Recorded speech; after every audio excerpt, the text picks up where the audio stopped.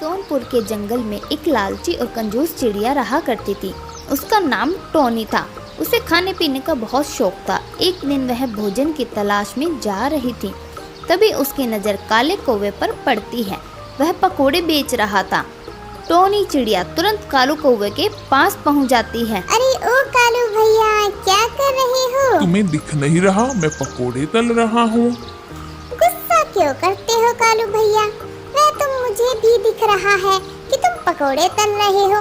मैंने तो ऐसे ही पूछ लिया था। कालू भैया, मुझे एक प्लेट पकोड़े देना, मुझे बहुत जोर की भूख लगी है। मैं भोजन की तलाश में जा रही थी। मैंने जब तुम्हें पकोड़े तलते हुए देखा तो मैं अपने आप को रोक नहीं पाई, तो सोचा आज पकोड़े खाकर अपनी भूख मिटा लूं। ठीक है, मैं तुम्हें अभी पकोड़े देता हूँ। फिर कालू कौवा टोनी चिड़िया को पकोड़े देता है। पकोड़े खाने के बाद टोनी चिड़िया सोचने लगती है, कालू कौवे को देने के लिए तो मेरे पास पैसे ही नहीं है। मुझे कोई नाटक करना होगा जिससे मुझे काले कौवे को पैसे देने नहीं पड़ेंगे। ऐसा सोचकर टोनी चिड़िया जोर जोर से चिल्लाने लगती है। हाय रे, मैं मर गई, मेरे पेट में बहुत दर्द हो रहा है। वे कालू, तूने इस पकोड़े में क्या मिलाया है? मैं अभी तुम्हारी शिकायत पुलिस से करती हूँ। नहीं टोनी बहन, मैंने पकोड़े में कुछ नहीं मिलाया है। ये लो पैसे, किसी डॉक्टर से जाकर अपना इलाज करा लो। पैसे लेकर टोनी चिड़िया खुशी खुशी अपने घर लौट आती है। घर आकर वह अपनी बहू बबली से कहती है, बहू, आज मैंने कालू कौवे को चूना लगा दिया। माँ जी, आप यह सब ठीक नहीं कर रही हैं। रोज किसी न किसी की दुकान पर जाकर फ्री में खाती हो, यह अच्छी बात नहीं। अगर आपके साथ कोई ऐसा करेगा तो आपको कैसा लगेगा?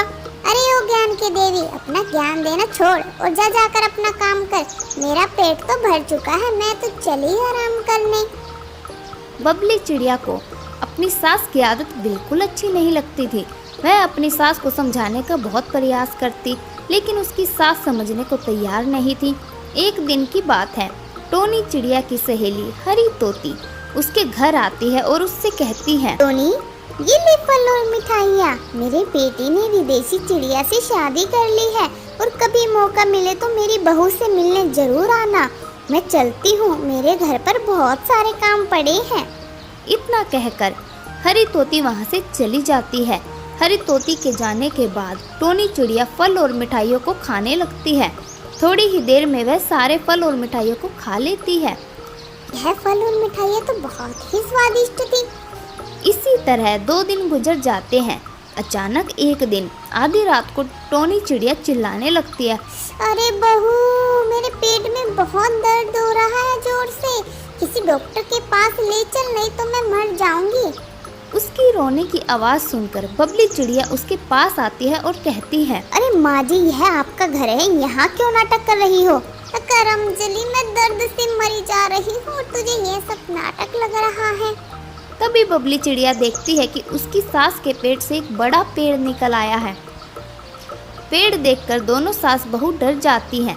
बबली तुरंत अपनी सास को लेकर डॉक्टर बुलबुल के पास जाती है। डॉक्टर टोनी चिड़िया की हालत देखकर बबली को बताती है, लगता है इन्होंने भोजन के साथ किसी फल का बीज निकल लिया है। तुरंत इनका ऑपरेशन करना होगा।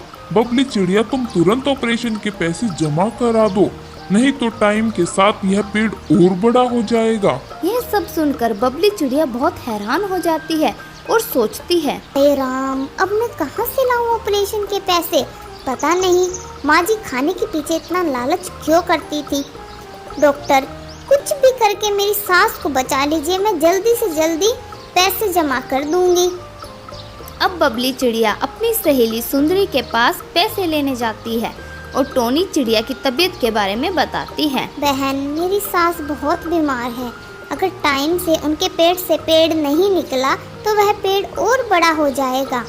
बबली चिड़िया की यह हालत देखकर सुंदरी उसको पैसे दे देती है। फिर तुरंत जाकर बबली चिड़िया ऑपरेशन के पैसे हॉस्पिटल में जमा कर देती है। तभी डॉक्टर बुलबुल टोनी चिड़िया का ऑपरेशन करती है और जड़ के साथ उस पेड़ को बाहर निकाल देती है।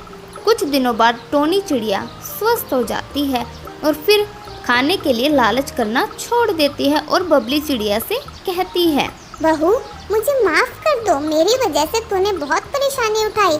मैं दोबारा किसी को खाने के लिए परेशान नहीं करूँगी। तभी से टोनी चिड़िया खुशी खुशी अपने परिवार के साथ रहने लगती है।